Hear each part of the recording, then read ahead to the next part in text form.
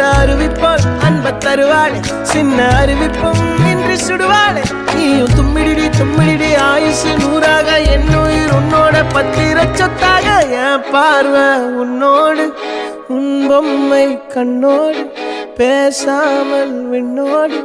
நாம் மிதந்து போவோம் காதாரம்